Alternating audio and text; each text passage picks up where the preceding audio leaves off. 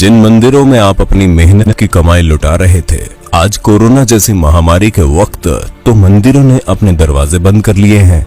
मंदिरों में बैठे ब्राह्मण मंदिरों के खजाने पर कुंडली मारकर बैठे हैं। देश में इतनी बड़ी आपदा आई है, करोड़ों लोग घरों में कैद है। देश में मेडिकल उपकरण की भारी कमी है। देश आर्थिक तंगी से गुजर रहा है, लेकिन देश के मंदिरों ने एक पैसा भी दान नहीं किया। इन मंदिरों में बैठे ब्राह्मणवादी अरबों खरबों के चढ़ावे पर आसन लगाए बैठे हैं। ट्विटर पर हैशटैग मंदिर में दान देना बंद करो ट्रेंड चल रहा है। लोग कह रहे हैं कि जब मुसीबत के वक्त ही ना ही भगवान काम आ रहे हैं, ना ही उनके मंदिरों का चढ़ावा, तो फिर वो जा कहां रहा है। आइए आपको बताते हैं भारत के मंदिरों के पास कितना पैसा है। देश के अमीरों की बात आती है तो अक्सर अंबानी, टाटा और बिड़ला का नाम आता है। हालांकि आपको ये जानकर हैरानी होगी कि देश में कुछ मंदिर ऐसे भी हैं जिनके पास इन अरबपतियों से भी ज्यादा संपत्ति है। केरल का पद्मनाभ स्वामी मंदिर भारत के सबसे अमीर मंदिरों की सूची में आता है। यहाँ हर साल करीब 500 करोड़ रुपए का चढ़ावा आता है। 2016 में इस मंदिर की टोटल वेल्थ $22.3 बिलियन यानी कि करीब 1.47 लाख करोड़ रुपए आंकी गई। आंध्र प्रदेश के तिरुपति बालाजी मंदिर की टोटल वेल्थ 52,000 करोड़ रुपए है। मंदिर हर साल करीब 600 करोड़ रुपए की कमाई करता है। शिरडी साईं बाबा का टेम्पल देश के सबसे फेमस मंदिरों में से एक है। साल 2018-19 में लोगों ने यहाँ 679 करोड़ रुपए दान कर दिए। शिरडी मंदिर की कुल संपत्ति 2200 करोड़ से ज्यादा है।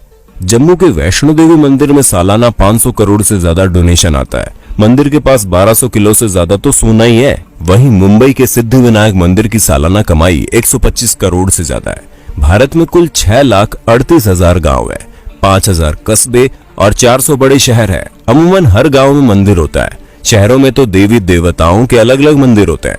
इस हिसाब से भारत में 6 लाख से ज्यादा मंदिर है। सोचिए इस देश की कितनी बड़ी संपत्ति पर सिर्फ और सिर्फ ब्राह्मणों का कब्जा है। पुरी के जगन्नाथ मंदिर, वाराणसी के काशी विश्वनाथ मंदिर, गुजरात के सोमनाथ मंदिर और मदुरई के मीनाक्षी मंदिर जैसे धार्मिक स्थलों पर खजाने भरे पड़े हैं, लेकिन मंदिरों में बैठे पंडित देश की भलाई के लिए एक पैसा तक दान नहीं करते। भगवान के नाम पर आपकी जेब खाली की जाती है और फिर ये लोग उसे हजम कर जाते हैं। जरा सोचिए अगर ये मंदिर अपनी संपत्ति दान कर दे तो एक दिन में भारत की गरीबी दूर हो जाए, लेकिन ये ऐसा नहीं करते। धर्म के नाम पर लोगों को मूर्ख बनाकर ब्राह्मणवादी मौज काट रहे हैं। इसलिए अगली बार जब आप अपने बटुए से कोई नोट निकालें तो सोचिएगा जरूर कि आपके खून पसीने की कमाई पर कौन ऐश कर रहा है। मंदिर में या मस्जिद में सीमेंट की बोरी देने से पहले पड़ोस में देख लीजिए, अगर कोई गरीब हो तो आटे की बोरी पहले दीजिए।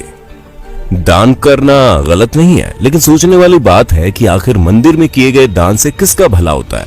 मंदिरों में दान करने वालों की मानसिकता क्या होती है। अपने देश में इतनी ज्यादा गरीबी है कि उनकी चिंता किसी को नहीं है।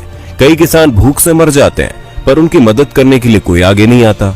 लेकिन मंदिरों में लाखों नहीं बल्कि करोड़ का गुप्त दान दिया जाता है। आखिर इस दान से हासिल क्या होता है, किसको मिलता है इसका लाभ। हम एक बात साफ कर दें, हम कोई नास्तिक नहीं है। भगवान ने हमारी भी उतनी आस्था जितनी होनी चाहिए। लेकिन सोचने वाली बात यह है कि आस्था जताने के लिए मंदिरों में दान करना जरूरी है। अगर नहीं तो फिर जो लोग मंदिरों में बेतहाशा दान करते हैं उनके पीछे की मानसिकता क्या है। क्या उनको भगवान से किसी बात का डर रहता है? क्या ऐसे लोगों को जो कि काले धंधे करते हैं उनके मन में बात रहती है कि वो भगवान के मंदिर में कुछ दान करके अपने पाप से बच जाएंगे? हमें तो लगता है ऐसी ही किसी मानसिकता के वशीभूत होकर ये लोग लाखों रुपए दान करते हैं। लेकिन इनके दान से किसका भला होता है? हमारे देश के बड़े बड़े मंदिरों की हालत क्या है, किसी से छुपी नहीं है। लाखों दान करने वालों के साथ वीआईपी और वीवीआईपी के लिए तो इन मंदिरों के द्वार मिनटों में खुल जाते हैं। इनको भगवान के दर्शन भी इनके मन मुताबिक समय पर हो जाते हैं। लेकिन आम आदमी को घंटों लाइन में लगे रहने के बाद भी कई बार भगवान के दर्शन नहीं होते। कभी कभी लगता है कि भगवान भी अमीरों के हो गए हैं, खासकर बड़े मंदिरों में विराजने वाले भगवान। शिरडी के साईं बाबा के दरबार के बारे में कहा जाता है कि वहां पर सभी को समान रूप से देखा जाता है। लेकिन हमारे एक मित्र ने बताया कि जब वो शिरडी गए थे तो वीआईपी पास से गए थे और उनको दर्शन करने में कम समय लगा। यानी वहां भी बड़े छोटे का भेद है। संभवतः अपने देश में ऐसा कोई मंदिर है ही नहीं जहां पर छोटे बड़े का भेद ना हो। किसी वीआईपी या फिर अमीर को हमेशा लाइन में लगने से परहेज रहता है। वे भला किसी गरीब के साथ लाइन में खड़े कैसे हो सकते हैं? लाखों का दान करने वालों को क्या अपने देश की गरीबी नजर नहीं आती?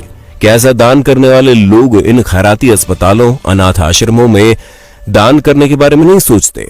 जिन आश्रमों में ऐसे बच्चों को रखा जाता है, जिन बच्चों में संभवतः ऐसे बच्चे भी शामिल हैं जो किसी अमीर की अय्याशी की निशानी के तौर पर किसी बिन ब्याही मां की कोख से पैदा होते हैं, क्या लाखों दान करने वालों को अपने देश के किसानों की भूख से वो मौतें नजर नहीं आती?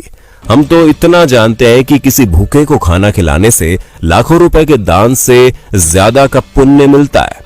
किसी असहाय और गरीब की मदद करने से उनके दिल से जो दुआ निकलती है वो दुआ बहुत काम की होती है।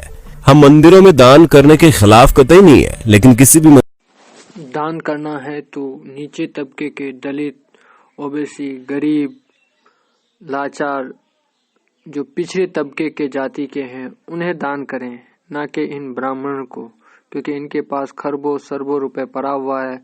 मंदिर और मस्जिद के नाम पर